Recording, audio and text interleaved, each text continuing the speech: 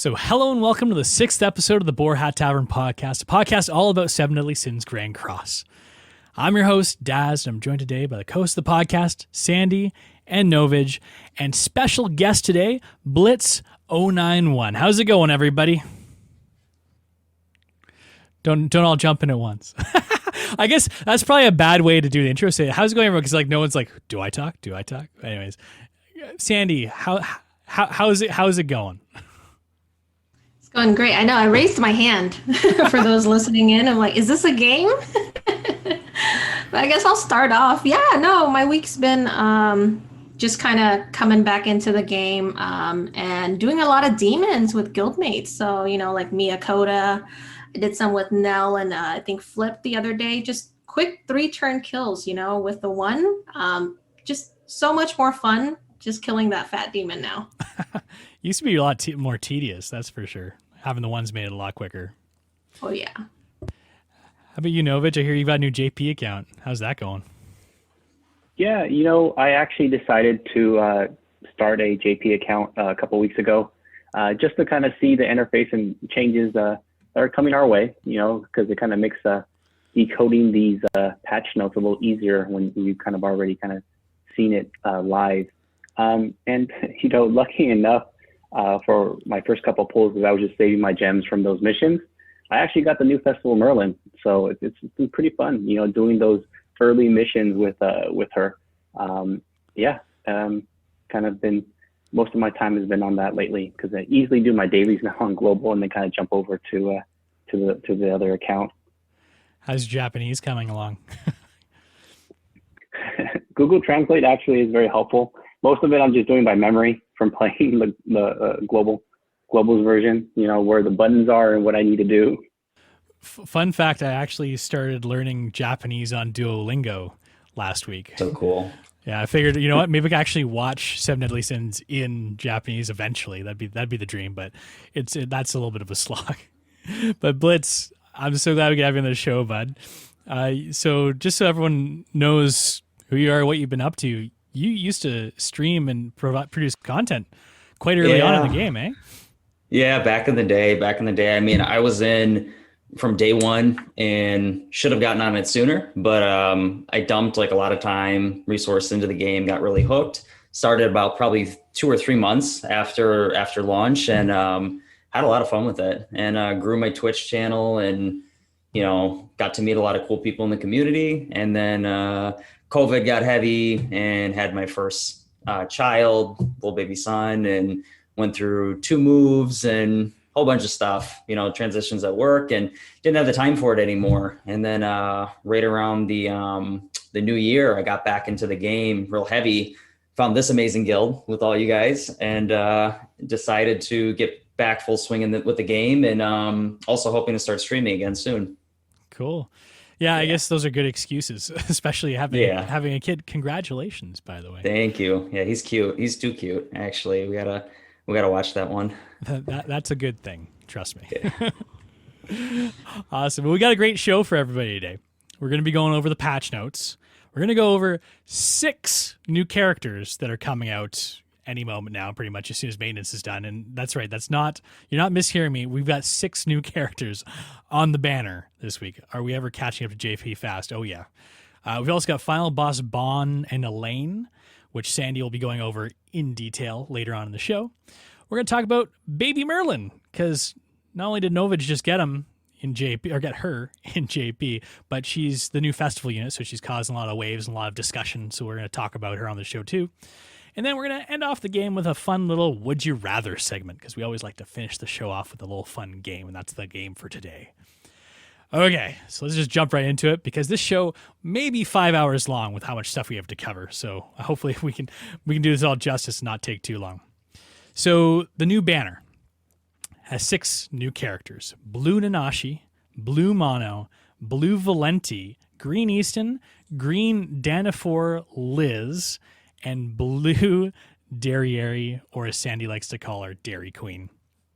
We're going to go on to each of these characters in detail, some a little bit more than others, but we're going to talk about them all individually a little bit later on after we kind of cover the nitty details of the patch notes first.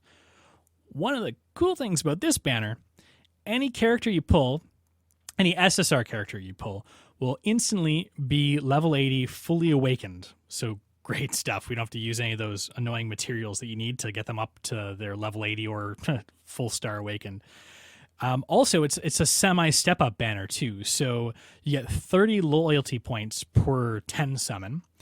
You get a guaranteed SSR at 300 loyalty points. So that's a 300 gem spend, I guess, if you want to equate it that way. And then at 600 gems or loyalty points, you get to select one of the 6 featured units. So that's pretty cool. It's always nice to get something guaranteed. I hate banners where you can spend as many gems as you want. You just never know what you're going to get. So here, at least, if you spend the 600, you're guaranteed maybe the one that you want. And you'll probably get a few more along the way because there's no off-banner SSR units on this banner. Any one you get is going to be one of the featured 6. So this begs the question, we're catching up to JP in a hurry. There's not many characters after tomorrow that JP has that we don't have. Blitz, do you think we're getting close to the merge point now? Like, I wasn't expecting this. I don't think anybody was. How far away are we? I mean, I think they've wanted that for a while. I mean, Global's definitely felt the pressure of an accelerated schedule since launch. I mean, basically. So I think with Demon Melly, they were trying to leapfrog us into this, where this banner and the one would have got us like really, really close, like a banner or 2 away. I think there's still a little bit of distance, but I mean, 6 character banner. I mean, they're definitely trying to catch us up like ASAP, you know. So Novage, I've got a question for you.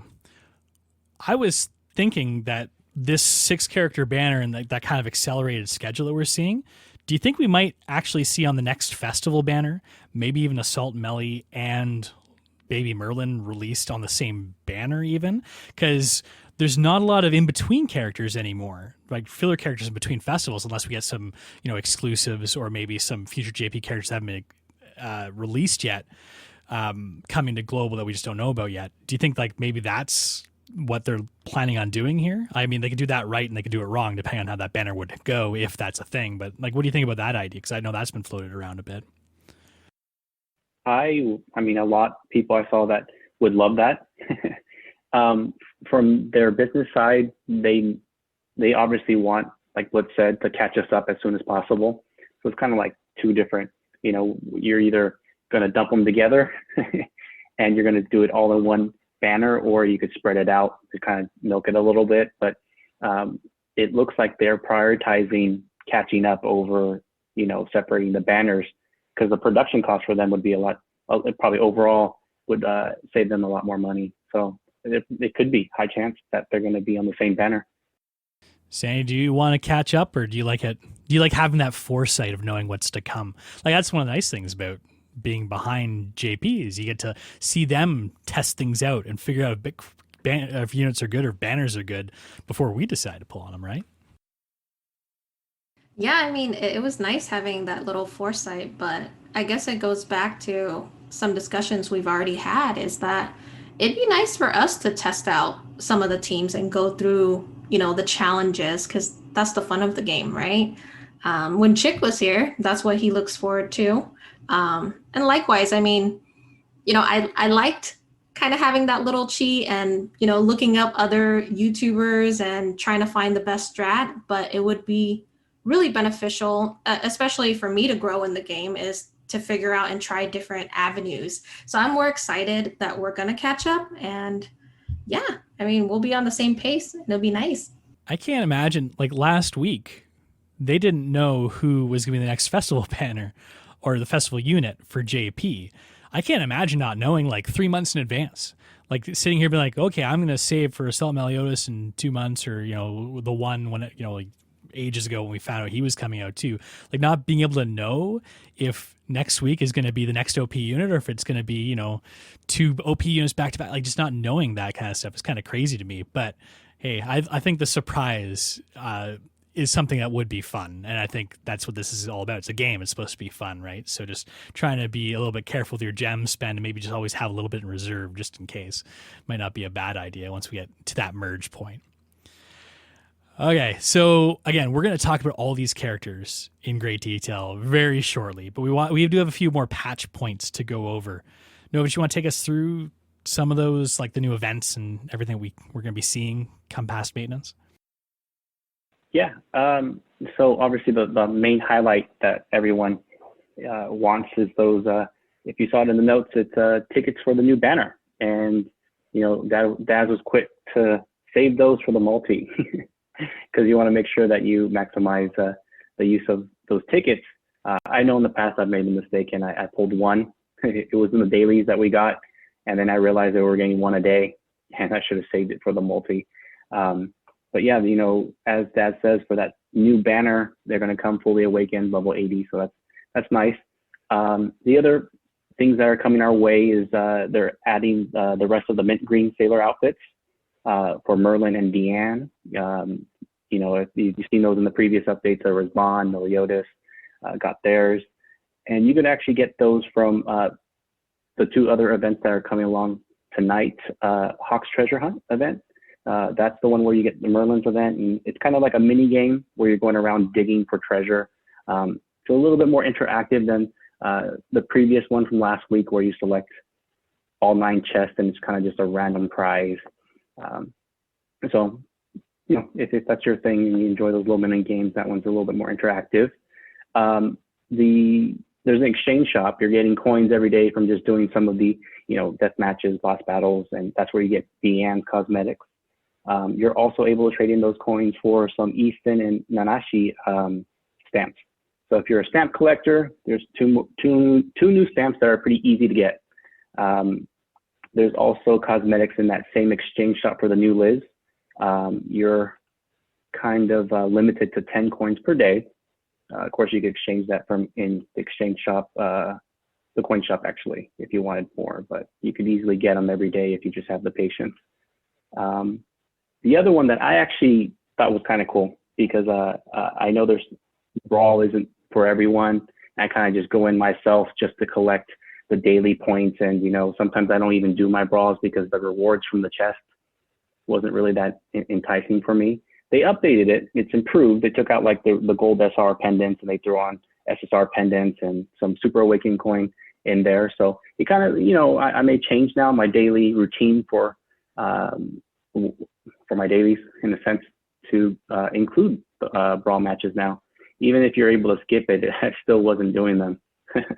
But definitely the improvements will get me to probably try them a lot more consistently. Let's see.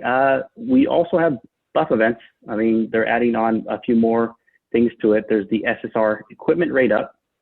And I know last time they did this, a lot of people were not happy because they didn't have the anvils in there included in that rate up.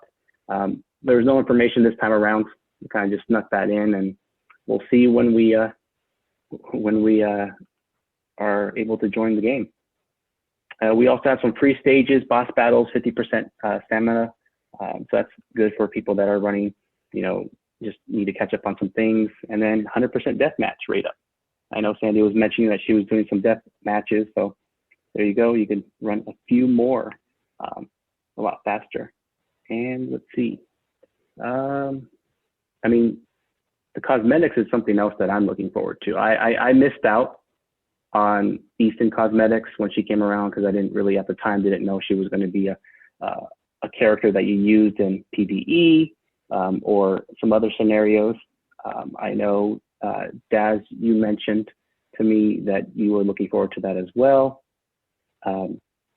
Definitely. They're also, yeah, just the fact that these OG characters, that their cosmetics are locked until like they kind of come back around on a new OG banner. You get some more like Eastins or Valentis or whatever. Sometimes they have come back on return.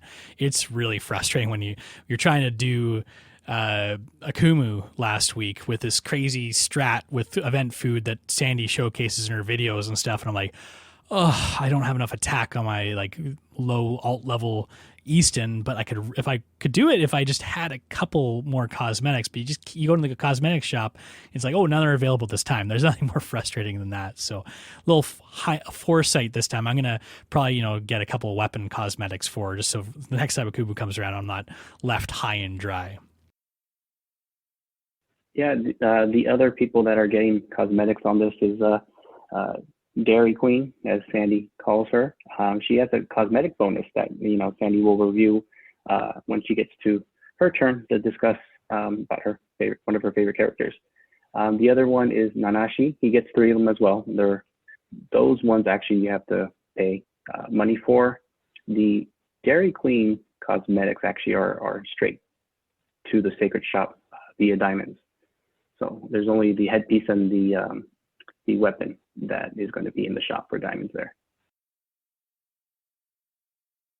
So Sandy, I believe we've also got some other things on these patch notes. You want to take us through those?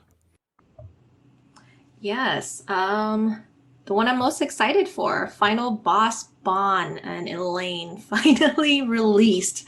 And we'll go through more in detail about that later in the show, because I think this is the first time that they've dropped really informative details regarding a final boss, because he's going to be really annoying. So be prepared for that.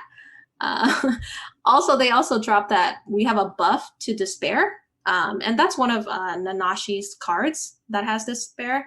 So, recover a percentage of diminished HP upon the critical strike. This is going to benefit, you can bust out your blue Zeldris or red Levi's with his AoE card. That's going to come in handy. And then to boost all damage on all card ranks, it just goes up from the 100, 130, 150, and so forth. And then also boost to healing on a silver or a gold card. That's pretty cool. And next up, Akumu, we're going to get him out of the way, but Kalak is back. Ugh. You guys happy about that? Who likes Kalak here, or Kalak, or whatever you say? Like, I don't know. He's one of my least favorite bosses. What do you guys think about him? It's the same team, though. So we have that, right? But I feel like if you want to get a really high score, like you're running that boss probably 100+ times. That's a grind. I don't know, Blitz. Happy to hit him with Green Gother though, because when I first showed up, that was like one of the requirements was hit Kalak, and I didn't have Green Gother, so I was like grinding hard to hit a minimum. And now like I'm looking to just like knock it out of the park. Yeah, it's frustrating. And Blitz, you know it, because when you came back to the game and we were talking about you coming into our guild, we had specific things like, hey, what's your Derieri alt level? Do you have Green Gother? And you're like, oh, I don't have Green Gother because I've never been around. Barrier. Yep. Yeah, luckily you got him, but oh man, it must have been so frustrating not having like that key character that's required to do well. Yeah, I was sweating because I was like, I don't know when they're gonna bring him back, and it's just like could be whenever they decide. And I was like, dang, why would they make such an important character seasonal? But luckily they bring him back periodically. So yeah, I think they realize how important Green Gother is. Some of the other seasonal characters, they're like, no one cares a tick about those ones, right? But Green Gother, he's a little bit different since he is, arguably the best, if not one of the best characters in the game. Yeah, absolutely. So I think we're going to be talking pretty in depth about Kalak next show, aren't we, Sandy? Oh, yes. We'll save that for next week. And then, we've got 12 new titles that are coming too. That's pretty amazing. No idea how to get them yet, but the ones that stood out to me, and I think to a few of us too, is 8% additional defense on defense food. So is that going to be some secret strat that we'll be using? That's why we made triple defense for a latte. Who knows? Also adding a title with additional 2% on HP food, additional 2% on Pierce food, and then another that gives additional 4% on crit chance food. Crit chance. All right. That takes us back to Einik, right? I feel like it's guild boss all the time. Okay, I take it back. I hate all the guild bosses. None of them are actually fun. They're just, something we have to do, a necessary evil, if you will. So I think that kind of covers it for most of the highlights of the patch notes. There's a lot of stuff there in the forums. We try to just kind of hit the main points. But now it's time to get the meat and potatoes. We'll start with Novage going over the first character that we're going to break down today. Who's that character going to be, Novage? So Nanashi is actually the new unit that I know some people were talking about originally when he was released in JP, mainly because of his passive. But before we get to his passive, he does have some interesting regular card skills. He does a single attack, and it removes an orb from the alt gauge, and then it also deletes a random skill. So that's kind of pretty nice. And then his goal will remove 2 orbs and deletes 2 cards. So it's interesting, how you could play that in a PvP match. His second skill is an area damage despair, and Sandy mentioned that earlier. So he got a little buff right when he was released. So right now he got that buff. Let's see. So yeah, passive is pretty much the main thing that I like about him. So definitely someone that I'm going to try out on PvP. So basically, at the start of your turn, it increases your max HP, crit resistance, and crit defense of allies with 2 or less cards in your hand by 20% for 1 turn. So basically, if you have, when you're playing your cards, just make sure you just don't have 2 or more, and you'll get that buff. This actually works if he's a sub as well. So you could have 3 different units on the field, have him on the sub on the 4th slot, and it'll proc his passive. And at the same time, if that unit has procced his passive and they get attacked the next turn, they actually reduce their alt gauge by 1 orb. So it's an interesting unit, how you play him, and kind of just playing out your turns in advance of how many cards you have in hand, and who you're pairing him with on the field. His ult is actually a single target amplify damage, so 30% per buff on himself. Maxes out at 945%. Not bad. In terms of my thoughts, what I'm going to try out is definitely, he sounds like a crit damage person. You could use him with Death Pierce in the back. You could run, Ludo with him to kind of help that crit chance and crit defense resistance when he's fighting. You can't run him with Green Gother, unfortunately, because he's also an unknown race, so that's not going to work. So that people probably start running Red Gother again, so you may see a few of those out there in the field. Other than that, he's more so a PvP unit. Blitz, I know you're geeking out off camera a bit about his passive. Like how do you envision getting the most out of your Nanashi once you pull him? Well, he's the main guy I'm pulling for, and I like to run Green Diane and the One in a lot of my PvP comps right now. It's like super toxic, and in the back I've just been slotting like Green Gill Thunder or Liz. I try to get away from Liz because she gets so overplayed, but with Nanashi in the back, with that max HP and crit resistance, like I'll blast Dan's cards first turn. I usually do anyways because I'm putting up her taunt. And then she's just going to have the benefit of that max HP, crit resistance, and crit defense boost, and everything's going to be funneled into her. So it's just kind of like a brick wall. And then I pair with Green Gother on the right, and I just let the One kind of rack up stats for a few turns, and then I start blasting the other team. So one thing that drives me crazy about certain passives, and we'll have a discussion here about it, because anything that's conditional on RNG drives me nuts. And this one, like, you have to make sure that you have 2 or less skill cards in order for this to proc. So do you see that being a problem at all, Blitz? Yeah, I mean, if you end up getting, especially with Deanne cards, because they're not particularly useful after you get her taunt up. I mean, she's still got that Sever card, which is nice, but for other comps, I'm gonna have to play around with like other things. My main idea for the beginning is like try slotting her right into my current PvP lineup. But like Novage was saying, you could put him on the front line and then try some stuff with him. Might even be fun to try to run him with like a humans team or something, like Green Roxy, T1, and then him, and then like Death Pierce in the back. Oh wait, but he's not a human. He's unknown, isn't he? Doesn't that throw you right off? Like, I know, like if you watch the anime, he's actually not a human. Yeah, but like you look at him, and you're like, okay, well, he's obviously a human. But I guess it's similar to like seeing Liz, and you assume she'd be a human, but you know pretty quickly she's not one too. But yeah, you can't run him in an all-human team, unfortunately. That'd be pretty cool. Unfortunately, yeah. I'm going to try him in different spots, though. I think he's a cool character, for sure. Maybe other people will try him in all-human teams. They'll be like, why is my Roxy hitting hard?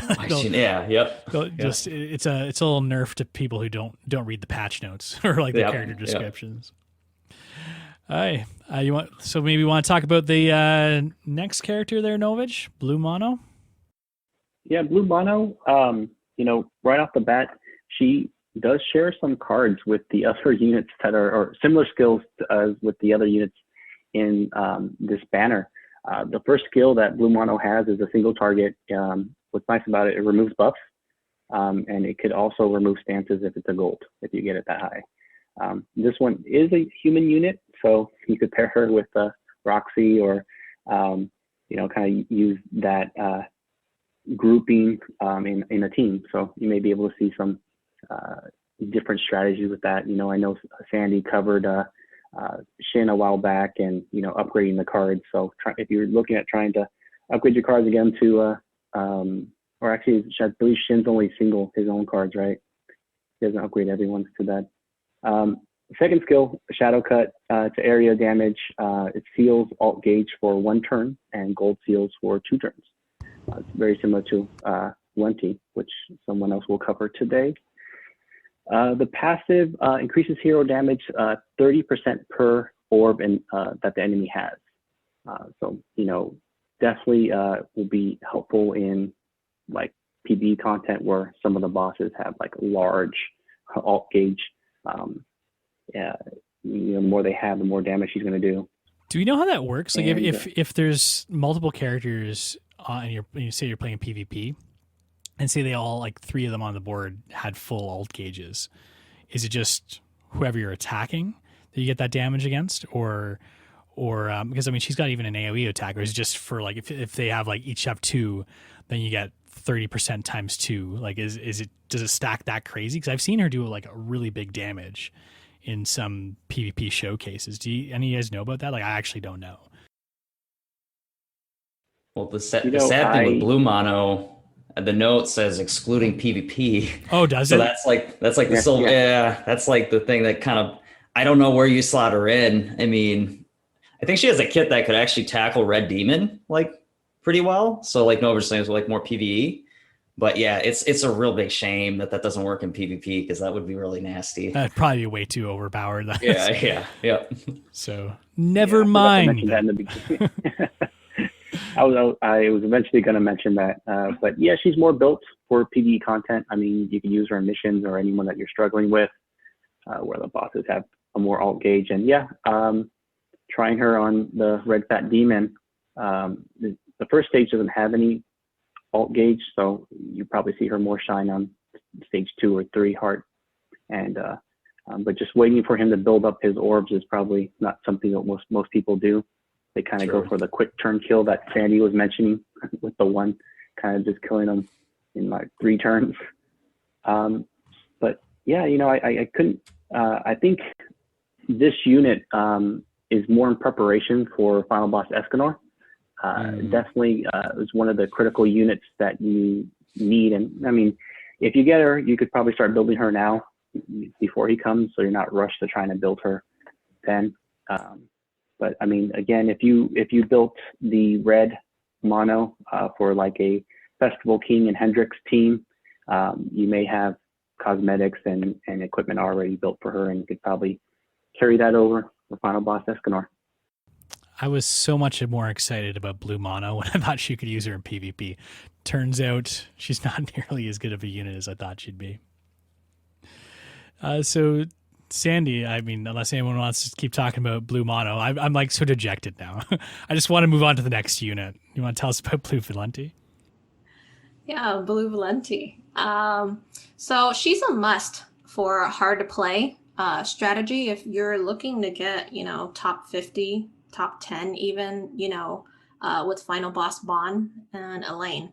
So I'm going to be pulling for her, because I want to be able to get my titles. But one of her skills, her first skill is called Potential Energy, and that's an AoE attack card. It is a detonate card, so that's also another reason why you need her for Final Boss Bond and Elaine. It's one of the missions, and you get points for that. So, I mean, they're going to add up.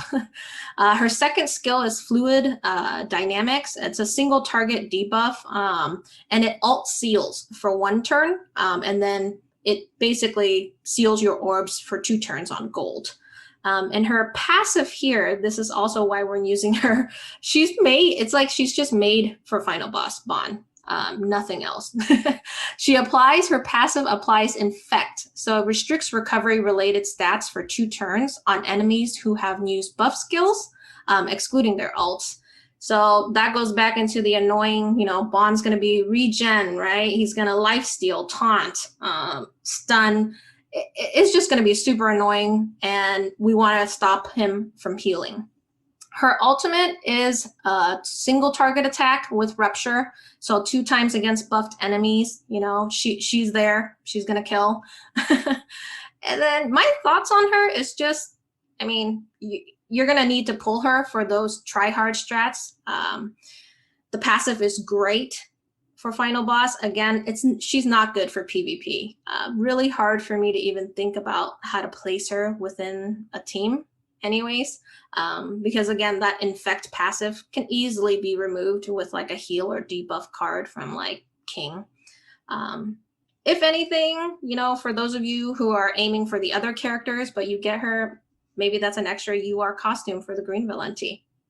Does it bug you guys that they have a lot of these like one-trick Final Boss ponies, like your Blue Valentis, or we've had them in the past as well, where there's this one unit on the banner, like obviously Netmarble's smart. They're like, oh, we'll put out some content, make a unit that's specifically meant for it that might be garbage elsewhere, but we'll get people to pull on it because they want to do well on the Final Boss. But like, don't you kind of wish that these units would have viability elsewhere? Maybe they will down the road, but I don't know. What do you think, Blitz? Does this make you sad? I mean, you got to figure out what makes you most sad and least sad with gacha games, especially with Netmarble. So this is like kind of par for the course. The thing that gets me with these, to be honest, it's a little thing, is sometimes the way they translate the move names. Like her second move name is called Fluid Dynamics, and that's just a really strange name to me. So I threw the Japanese in a translator, and it's actually called hydrokinetics, which is like so much cooler of a name to me. But it's like, not only do they give us these units that are one-trick ponies, but then they give us like the debuffed name too, or they give us like the weirder translation of the name. And it's like, You know what's funny? Like I looked at the skill names, and again, these are from off the translations from when we put them in these notes. And I was actually like, oh, that's really cool, because she's like a scientist, and I did engineering in university. I was like, oh, potential energy, fluid dynamics. Those are like definitely like physics terms, right? So that's why I figured they're trying to like put a little homage to that. So I was like, oh, cool. Like that's kind of neat that they did that. And here Blitz is like just raining on my parade. But I mean, yeah, like it definitely sounded cooler the way that you put it too. Like potential energy and fluid dynamics. Like, yeah, maybe the geeks might like it, but it definitely doesn't sound cool. Yeah, it just sounds a little bit weird. I mean, when I think fluid dynamics, I mean, I could think about like some guys lifting a truck in LA, on some like hydro wheels or something with like the hydraulic lifts, maybe. So I can see it. Well, it's a very boring university course as well. So if you happen to be engineering, try and avoid that one. All right. Well, I guess maybe we'll move on to the next one, since Blue Valenti, Sandyy will be talking a bit more about her, obviously, as we talk about Final Boss Spawn and the tactics for Final Boss Spawn and how to clear him. But next on the list is Green Eastin. And Green Eastin is definitely a PvP character, which is kind of cool. And again, something that probably more people will be excited about. Just breaking down her skills. Her first skill is called Phaser Dew. And who knows if the translation came through on that one. But it's a weak point damage skill, single target, very similar to Jericho, Green Jericho, who, if you've been playing the game since the beginning, you probably used Green Jericho quite a bit. So it's just the single attack card that she had that had the weak point. Same multipliers and everything. Second skill is Berg de Dolphin. And again, here I am thinking, like, I thought Valenti's names were cool for her skills, but these ones, they boggle my mind. Berg de Dolphin is her AoE skill. Rank 1, it disables recovery skills for 2 turns. Rank 2 disables recovery skills and alt seals for 2 turns. And rank 3 disables recovery skills and alt seals and decreases attack by 20% for 3 turns. So pretty strong move here, especially considering that it doesn't do damage, which, I mean, a lot of times you want your AoE skills to do damage, but this will go through shields, which is one of the great things about non-damaging debuff cards. Her passive is also pretty cool. It increases all allies' attack-related stats, but not attack. So that's pierce, crit damage, and crit chance. But again, it does increase attack by 5% per debuff on enemies for a max of 8 times, or 40% total. So you can get 40% pierce, crit damage, and crit chance for all your allies out of her. Also pretty cool, especially for those critting characters. Her ultimate is the exact same as Blue Eastin's, which most people probably know. It's an AoE spike card. Spike does 2 times crit damage multiplier, so you kind of hope it crits. Get really big ults coming off her, really big AoE ults. In general, Green Eastin, we've always joked about her because she was supposed to come out probably like 3 or 4 months ago, and she would have been great in the Glue Eater meta with Lost Vein Meliodas because of her alt ceiling. But now that Escanor is around, she's kind of in a weird spot because alt ceiling isn't that important. Disabling recovery skills, I mean, I guess it can kind of come in handy, but there's not as many recovery skills out there in the meta as there used to be. She does hit really hard as a support unit, which is kind of rare. Most support units just kind of tickle a little bit. They're there for their utility, but she can also actually deal out quite a bit of damage. I mean, her passive helps there too. And she does help other units crit a lot more reliably as well, which makes her another great thing. Of course, you're sitting there being like, hey, who can I use her with, right? Crits. Who crits? Well, the one, but then you can't use Green Gother with her and the one because she's also a human. So you have to think about who you're going to be using there if you want to get that Green Gother in there. Maybe she'll be good for a human team in place of Nanashi, right? Because he's unknown, like we said before. But also, if you're looking to use her in a Green Gother type comp, you got your Blue Zeldresses of the world who like to crit as well. And there are other, like Sariel, another critting type character as well. Other characters might be good for her too. Kyo, because Kyo puts out those debuffs instantly. Every turn, you're getting debuffs. That helps her passive go shoot through the roof. So I don't know what kind of comps would be best in this meta for her, but those are the kind of characters you can potentially put her together with. And hey, maybe even there's a Green Roxy team out there that we might see. Like, I feel like Green Roxy is that character that everyone wants to work, but I don't think I've ever actually come across her in PvP yet.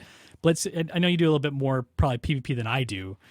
Have you come across Green Roxy, or like are you feeling that maybe Green Eastin may be the final piece to the puzzle there? I'm gonna try. I mean, I run Green like Roxy. Like every few matches, I switch my team up to try to freshen it up, especially in like an ungeared.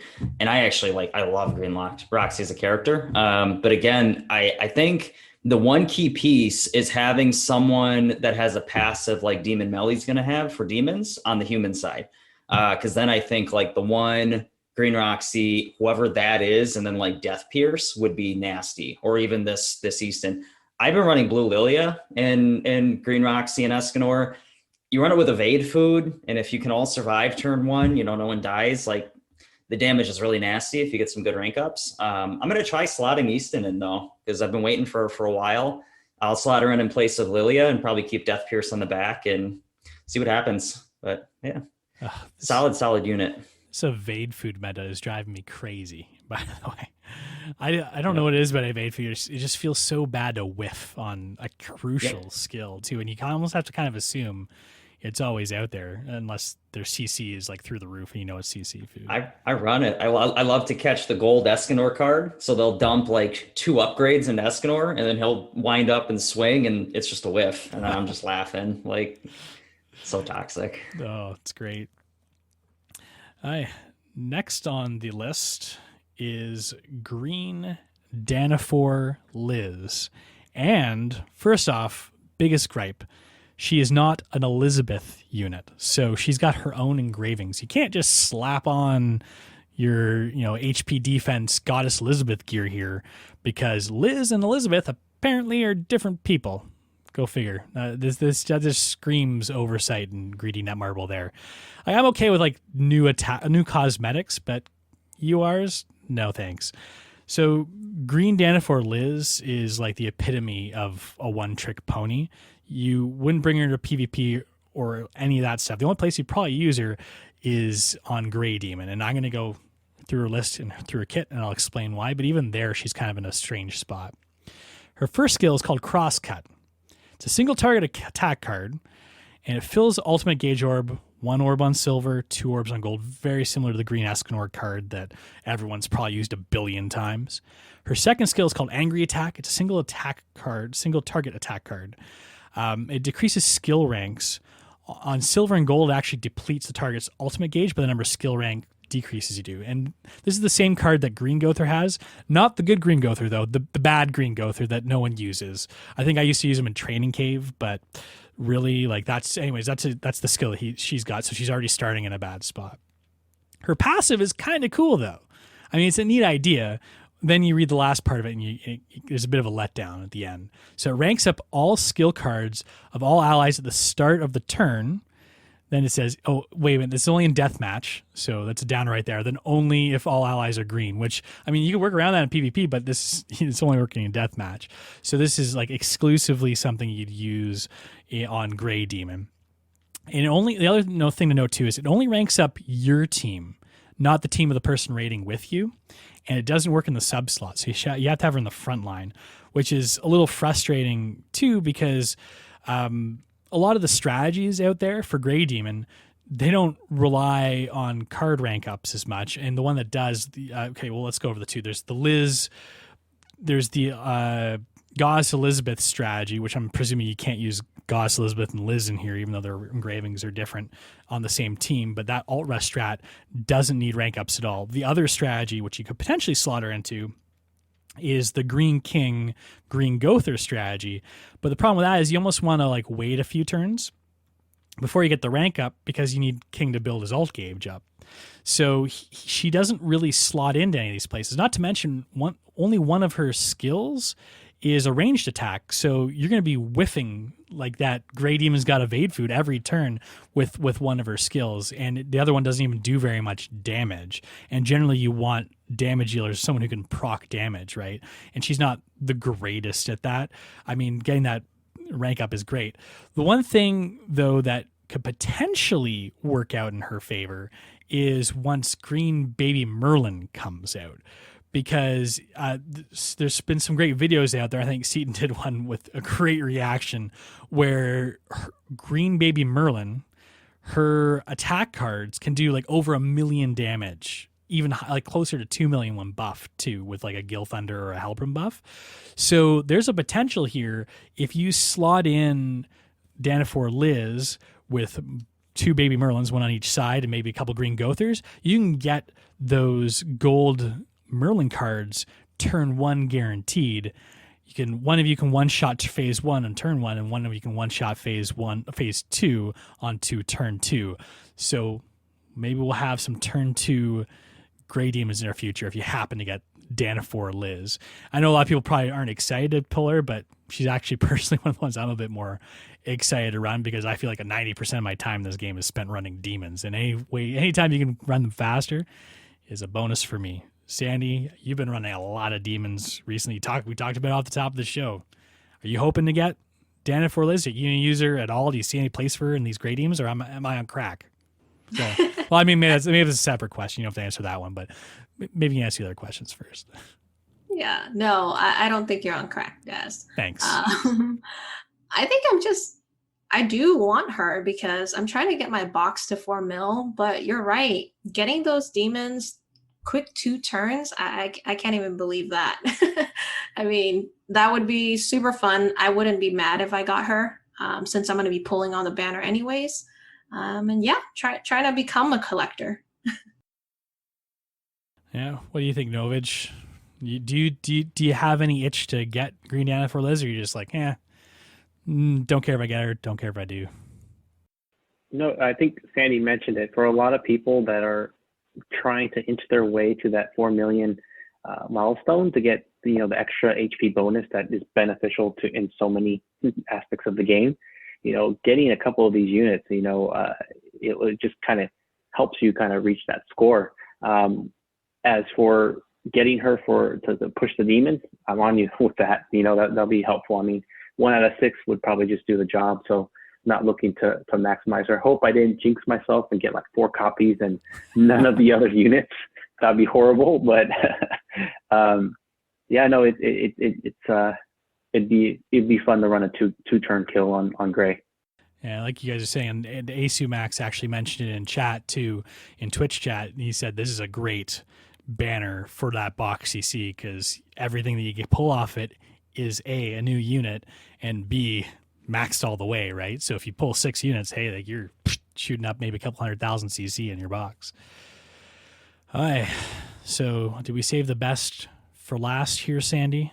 Blue Dairy Bay. Do you want to tell us about her? Yes, there was BDM. Now we have BDQ, Blue Dairy Queen. I'm pretty excited for her. She's going to be a fun unit to play with, especially in PvP.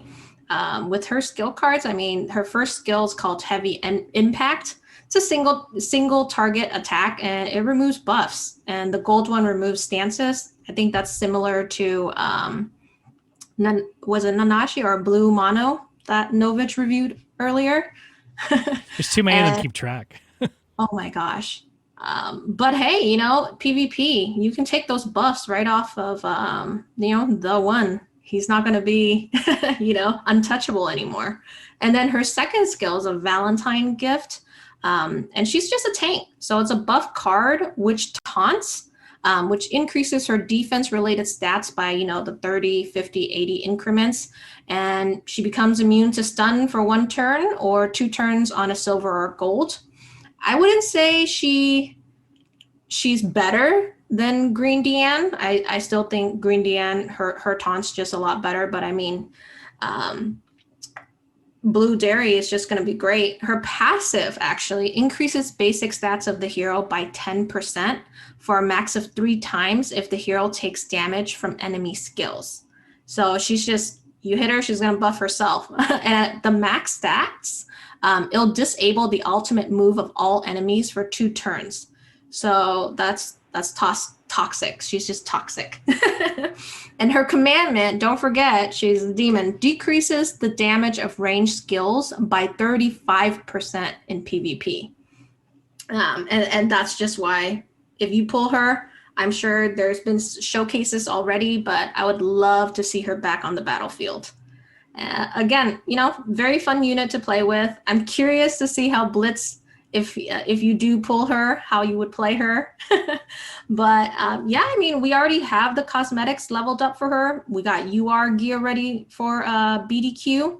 That triple defense sets used for Akumu won't go to waste.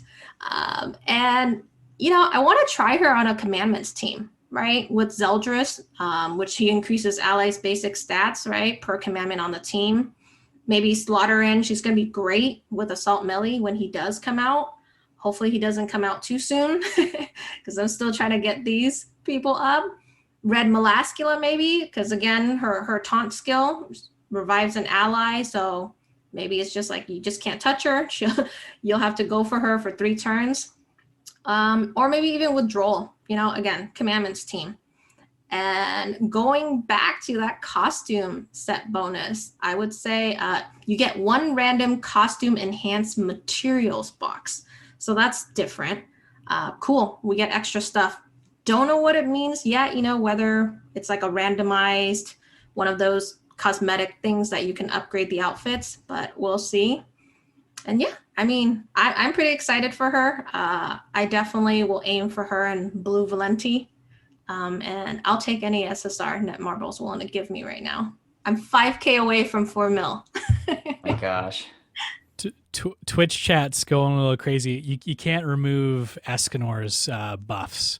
They're the gray ones, so you can't actually remove them with her skill. But just thought I'd point that out because, yeah, as soon as you said that, I was like, oh man, you can remove the buffs off Escanor. I was like, I didn't know that. I was like, that makes it so much stronger. Then Twitch chat just blows up and be like, you can't do that. You can't do that. I'm like, oh, okay. But I think there might be something to this. Maybe I wasn't crazy. But yeah, I mean, we get stuff wrong all the time. I feel like every show, there's always like one thing that I get corrected on. Like I just look in the comments. I always have to like put like, oh, whoops, sorry, Daz screwed up on this one again. So this time it happened to be Sandyy. So thanks for taking the bullet on that one, Sandyy.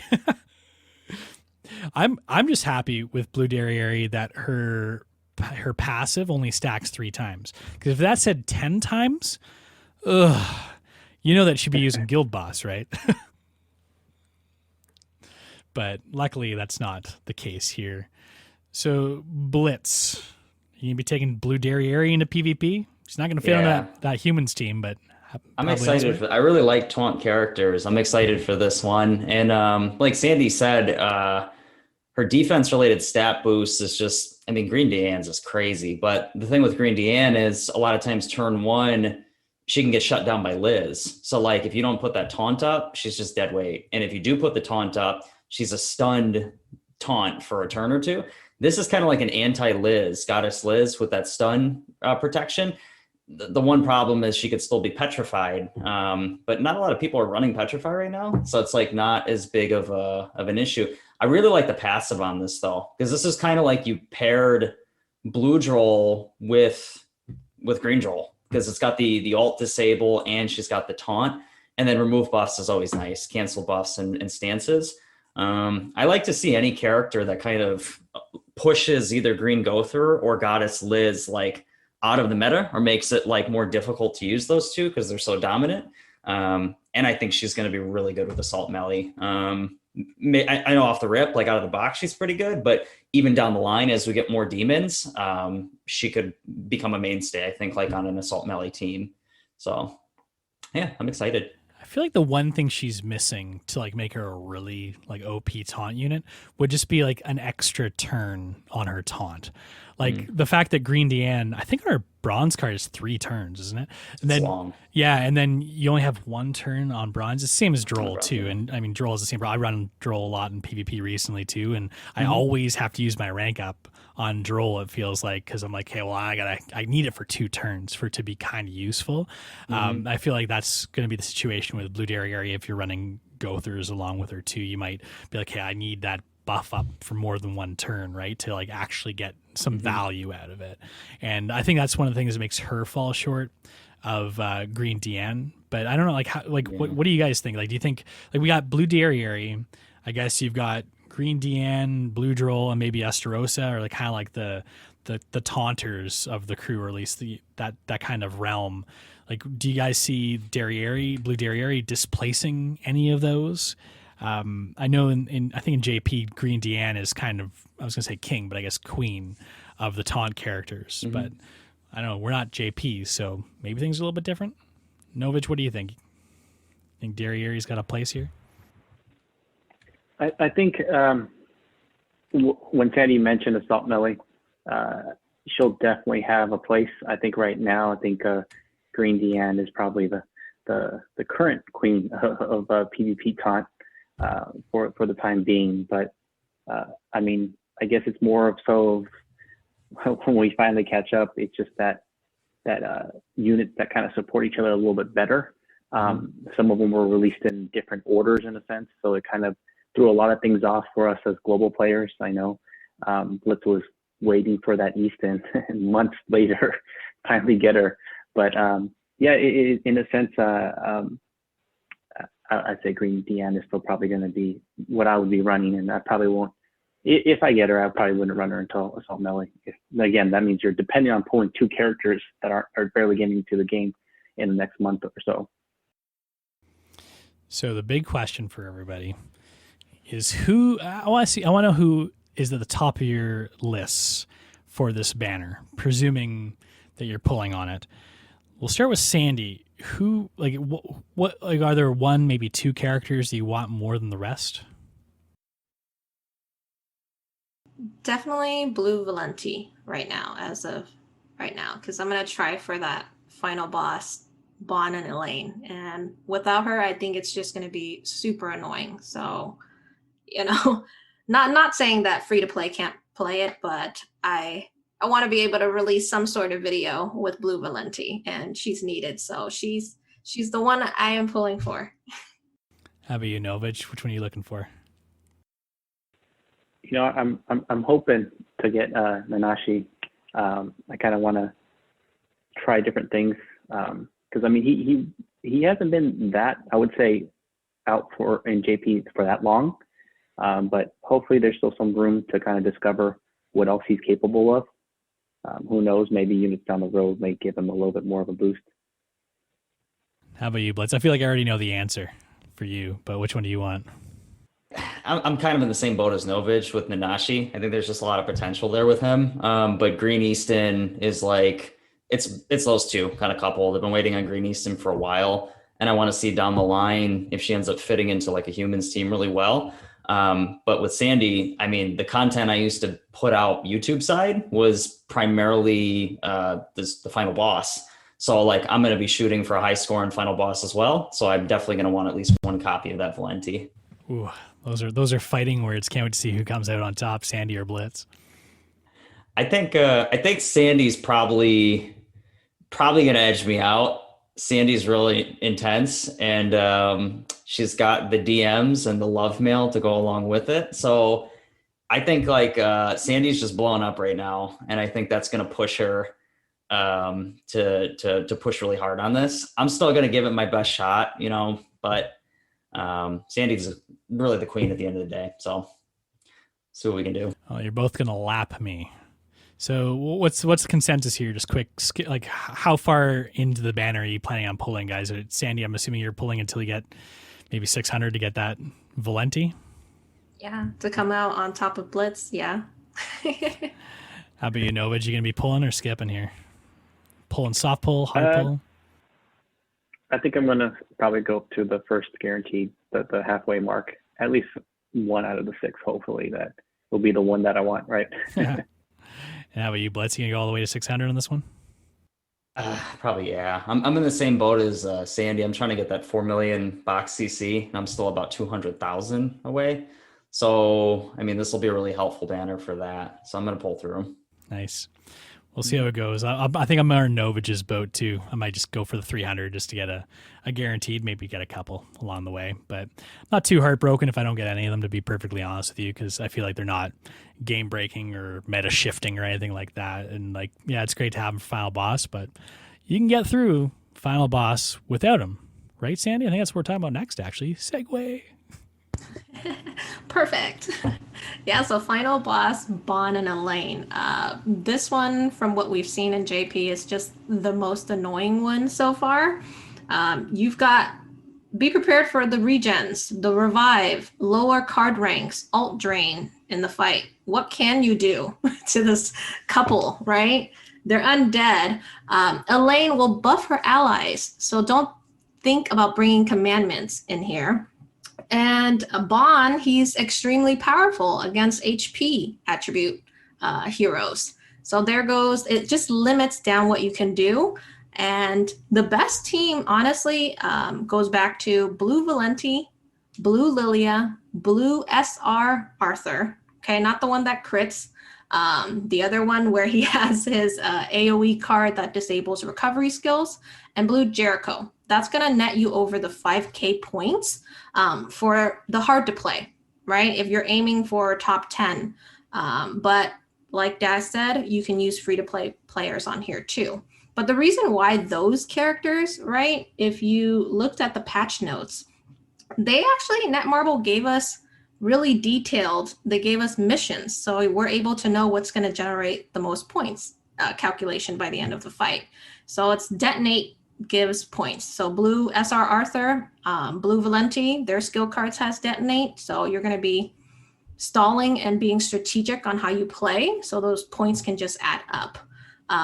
And Blue Lilia, right? It's Purify. One of the, in Hell mode, you get, you remove 7 debuffs from allies using skills with the Purify effect. So then you also have Valenti skill, which can prevent alt gauge.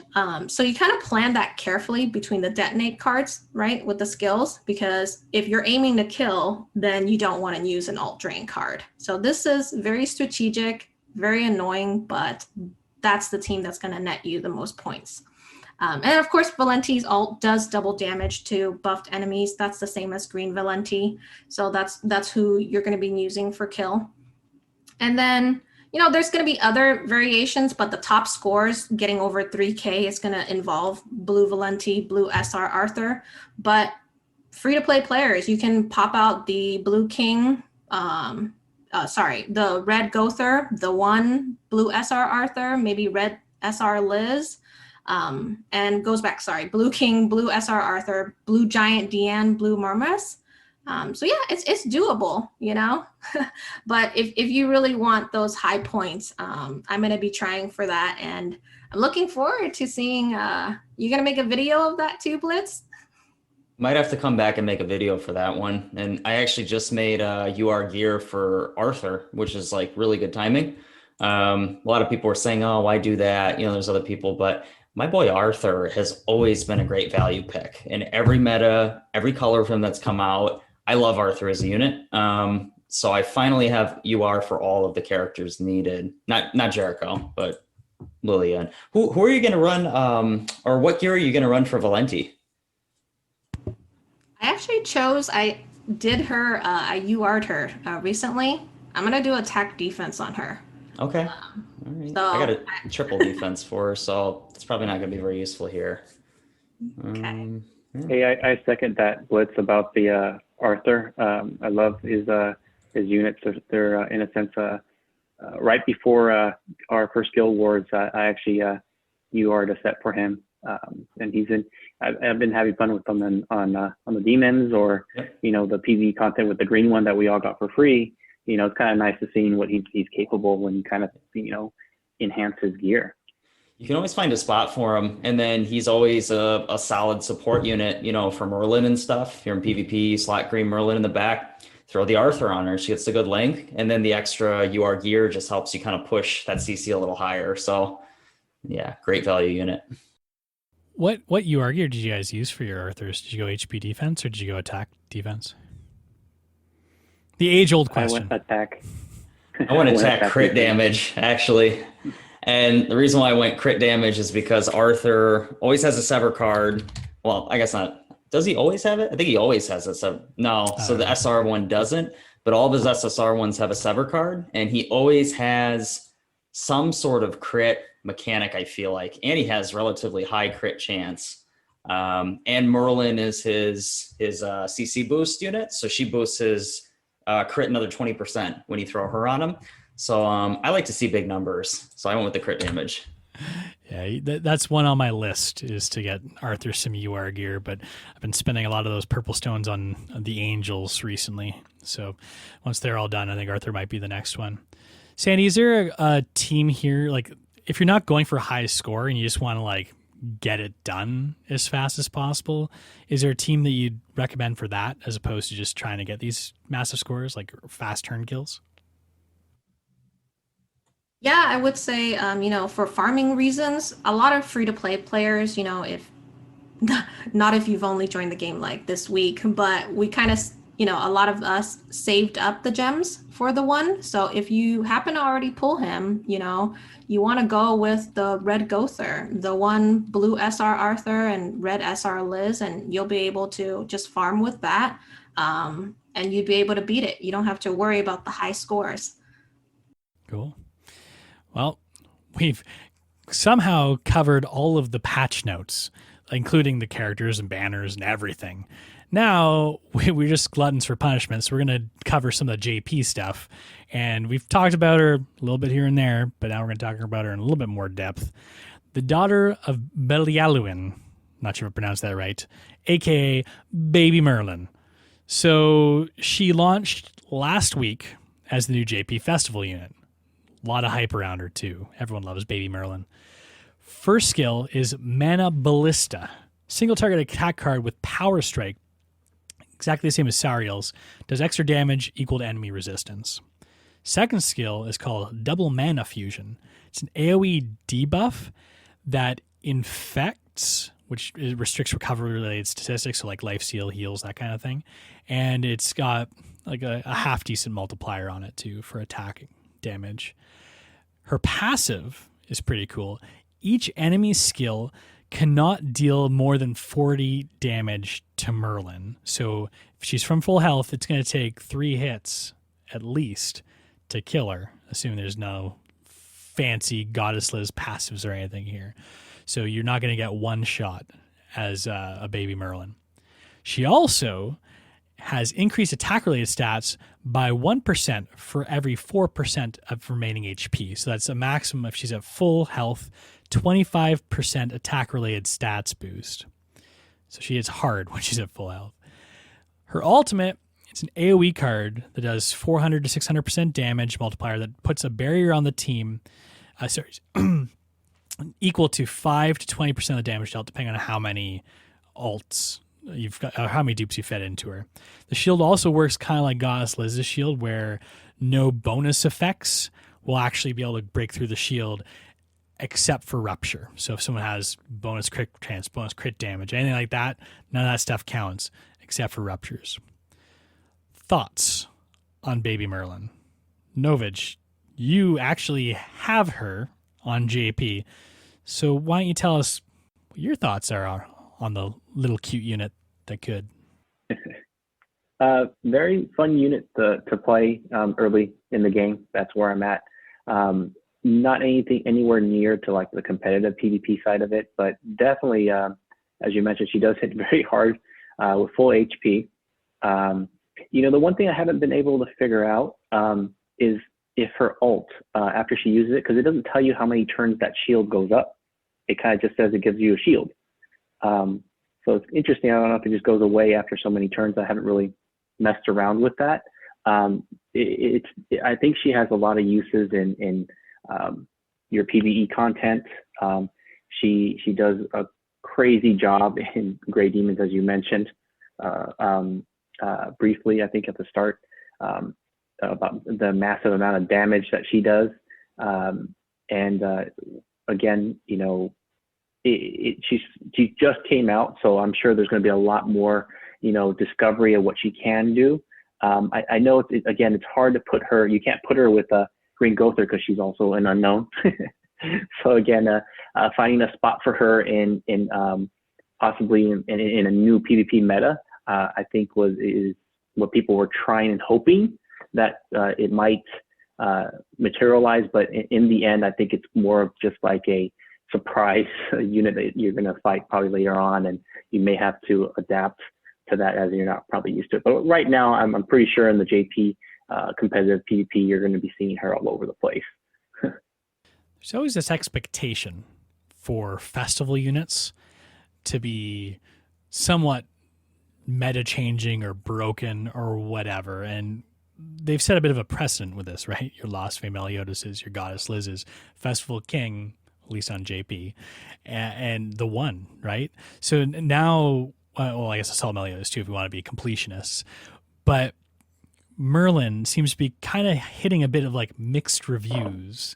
I think a lot of people will say she's a strong unit, but she's not necessarily one that's going to shake things up at all. Blitz, do you think that's a fair assessment, or what do you think we're going to see with the little Baby Merlin down the road here? Is she going to find a place now, later? What do you think? I think there's definitely like a lot of hype around her. I am excited for this character. I'm actually really interested in running her with like Green Demon Hendrickson in the back. Power Strike is like my favorite single target move in the game. When Sariel came out, I was like, this is nuts. Like, I thought he was glitched. I thought like literally he was a broken character. But then I realized that was his design, and I was like, this is the most amazing single target move I've seen. But that infect AoE, I've seen some videos with people doing nasty damage with Hendrickson.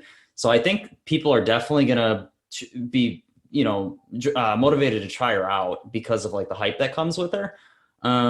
As far as where she fits though within the meta, I think we really got to try some different things out to find out what her best fit is. I don't know if she's necessarily superior to any of the teams we have out now, but I'm sure in time, she's just such a strong character with a strong kit. She'll end up being like a cornerstone of some team down the line.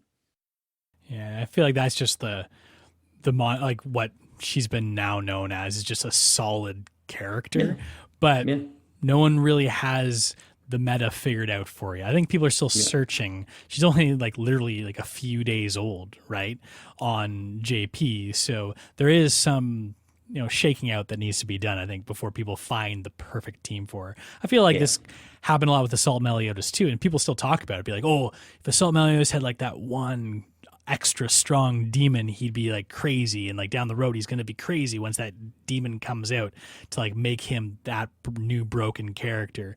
And maybe it's just the case with Merlin too, but who knows, maybe someone will come up with this crazy meta shifting comp, but it doesn't seem like anyone, at least on JP, has quite found it yet.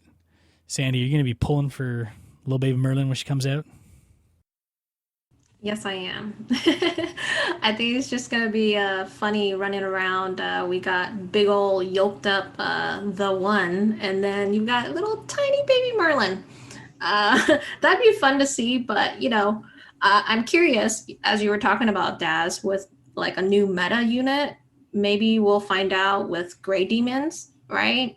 With the Danafor Liz and everything, Gother, Merlin, Gilthunder.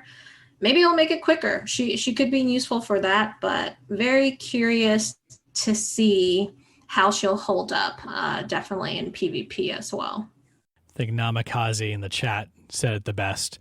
She's the baby Merlin of 7DS, which to me says she's going to sell a lot of cosmetics, and she's there for the merchandise and the hype. Because let's be honest, even if she was a horrible character, people would still probably pull for her. What do you think, Novage? Do you think she's cute enough that you pull forward no matter what? Yeah, she's actually a surprising unit. I know a month ago people were kind of guessing who's the next festival unit. I honestly thought it was going to be like Bond. I did not think they were actually going to put the baby Merlin in the game. So it definitely, I don't know if it was just people that were just all over the forums just requesting her to be added to the game, or how. I mean, I was surprised. Well, we now got her. So I think this is definitely on pace to be our longest show ever, but we are so committed to playing the game at the end of the show that we're still going to do it, even though we're over time. So next segment is going to be a Would You Rather. We did this, I don't know, maybe it was on our first show. I can't even remember. But the way that Would You Rather works is I'm going to pose questions to Sandyy, Novage, and Blitz, and they're going to be like, would you rather this or that? And they have to pick one of the two and maybe tell us why they picked one over the other. Hopefully these are interesting questions. They'll be a little fun. Feel free, if you're in chat too, to pop in there, or if you're watching this on YouTube or whatnot, you can comment below what you think you'd choose for all these things. It'll be interesting to see what everyone else chooses, or what you think of the answers that everyone else here comes up with. Blitz, I feel like we'd start with you, but you know what? I'll give you a bit of a reprieve. It's always the hardest to go first on these things, so we'll start with Sandy. We'll put her in the hot seat. I'm going to ask all three the same question, so you can feel free to give different responses to it. So first question, Sandy, you ready for it? Would you rather be rank 1 for global for Kalak during qualification week, or rank 1 on global for final boss Bon and Elaine? Ooh, that's hard. That is a hard one. It's actually appropriate that I asked you this one first, because this was probably the one that you'd care the most about. Yeah, I think those are two really good points, but I have not gotten top 3. I don't have bronze, silver, that crown title. So I would say that I would rather be rank 1 in global for final boss Elaine. I mean, I'm fighting with most best players in the games, you know. There's Chick, there's Ryu, there's, you know, so there's Blitz. So I think that's bragging rights right there. So I would rather do that. How about you, Blitz? Would you rather be number one on Guild Boss or Final Boss? Final Boss, 100%. That's always been the big flex for me. Like Guild Boss comes and goes and they rotate them, you know, on the seasons, but Final, we've never even gotten Bond before. So it's like, this is a big opportunity to make a nice comeback and flex. I had already done Merlin before I took time off from the game. So this is like something I'm really interested to try to tackle and do well on. Well, Novage, help me here. Are you going to pick the other one? Or are you going to try and, while they're busy trying to battle it out for rank 1 on Final Boss, are you going to try and slide ahead of them on Guild Boss? What's your preference here? You know, my preference, believe it or not, no suggestions from Daz, but it would be the Guild Boss. The reason why is I would say multiple times I've tried really hard on doing Final Boss and, you know, just making it in that top 100. And then some days go by and you're just like that 0.0 something percent, then you just have to go back to that grind, you know, and, you know, so many times I've been kicked out of that top 100. So I'm just like, you know what, it'd be nice to actually do one of those runs where out of 100, obviously, or whatever amount you need for Calac, to come out on top, you know, because there's nothing more satisfying than, you know, actually everything aligning, your RNG, you know, the right turn kill and all that stuff, and then you actually get that crit that you need. That's more satisfying to me now at this point. Awesome. All right, question number 2. We got 5 of these for those of you that are counting. We'll start with Blitz. You ready for this, Blitz?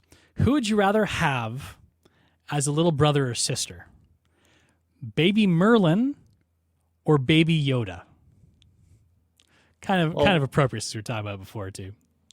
I mean, both you run the risk of literally being like twisted into a pretzel. So I don't know. I'm thinking I'm not like a big Star Wars guy, to be honest. I know some people probably don't like that, but probably Baby Merlin, because Baby Merlin, I think, is really mischievous and would get into some trouble and would be like a good partner in crime. I could like take her to a Target and be like, oh, this is my little sister. And then she would like turn someone into a unicorn or something. So I think it would just be overall more fun. Where Baby Yoda, it'd be hard to even establish conversation, you know, with him. So yeah. Fair answer. How about you, Novage? You gonna go for the 3,000-year-old baby or the 50-year-old baby? You know, Blitz did have a good point. You know, even though Baby Merlin's in visuals a baby, I think she's a lot older than that. So you can definitely scheme with her. But you know, I think Baby Yoda will be a fun sibling to have. You know, he won't be able to communicate, but you know, also won't be so loud in a sense. Yeah, so I would go with Baby Yoda. A little bit more easier to interact with than someone who's older and smarter than you. How about you, Sandy? What are you thinking? Both are so great. I'm an only child, so I'm like living my fantasy right now. Who would I want for a sibling? Out of both, I mean, yeah, Baby Merlin, she'd be super sick, you know. We could be like mini-me's or something, but I'd have to go with Baby Yoda for a different reason. You know, it'd be really convenient for his, you know, he can use the Force to give me some RNG for Final Boss Bond. You know, he can, you know, grab some beers out of the fridge for me. I just feel like he'd be super fun to just utilize. As you can see, this is an only child talking, so I must sound ridiculous or selfish, but Baby Yoda, he's just so cute. There are no ridiculous answers here. Question number 3, we're going to go to Novage first. Who would you rather have your back in a bar fight? Nanashi or Mono? I would go with Nanashi. I mean, if any of you guys have seen the skill animations that he has, they're pretty nice. I think those quick movements with the sword, he definitely would be someone I want to have my back. Quick on that answer too. I was like, go to. Nice. How about you, Sandy? Yeah, I know you've gotten a lot of bar fights in your day, so this question's really for you. Oh man. I think I'm gonna go with Blue Mono. I think she's just, I gotta root for my girls. Girl power. I think she's just her debuff attack and her unique is called assassination timing. So I know she's gonna have my back. I'd rather see her pop in and her outfits are on point. What do you think, Blitz? Who'd you rather be? It's hard. I like understand the reasoning with both. I mean, in a bar fight, if everybody was really aggro and getting close to like that ult level, like she'd really pop off. But I kind of want to go with Nanashi just based on what I've seen from him in the anime. He knew that I mean, spoiler alert, that little demon cat thing was not right. And I thought like there's something going on with this guy. Like he knows something that the other people don't. So probably Nanashi. Sounds good. Okay, Blitz, we're going to come right back to you for the next one here. Who would you rather give a massive buff to in the game? Green Eastin or Blue Derieri? Sticking to the theme of the banner. Who do you think could use a little bit of a boost? I mean, the selfish part of me is thinking Eastin because I want a humans team to work because I really like the humans like mechanic, but like long term, I think like the Dairy would probably be better overall for the game and for some of the other comps that are coming into focus. But Eastin might get a buff that made her more of a mainstay. So I'm gonna go with Dairy just because I think a buff to Dairy would make her really meta upsetting, and then she would be able to compete more with Deanne in that taunt role. How about you, Novage? Which way do you go? Green Eastin or Blue Derieri for the buff? It is a hard choice, but a little different. I know in one of our previous podcasts, we've talked about just so much dairy. Like I would just by default would want a buff to Eastin. I wouldn't want to at least kind of mix up a little bit of what people are using out there. I mean, I guess it depends on what the buff is. Is it? I mean, I don't really see dairy in PvP. So maybe the new Dairy, you're going to start seeing more of her in there. You probably would have seen the new Eastin a couple months ago in PvP. So I would go Eastin. Hi. Which way are you going to go here, Sandy? With my girl, BDQ. I had a feeling.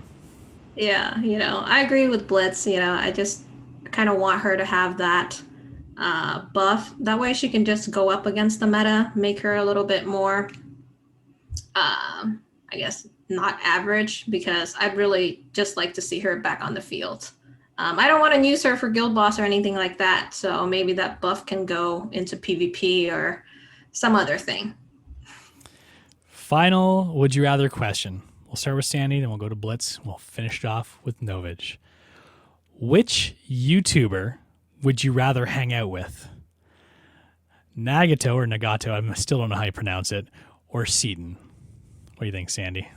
If you could spend a day with one of them, who would it be? That's really hard. It is a hard one, isn't it? Do you want to take a bye and we'll go to Blitz first? I'll take a bye. Okay, Blitz, who would you rather hang out with?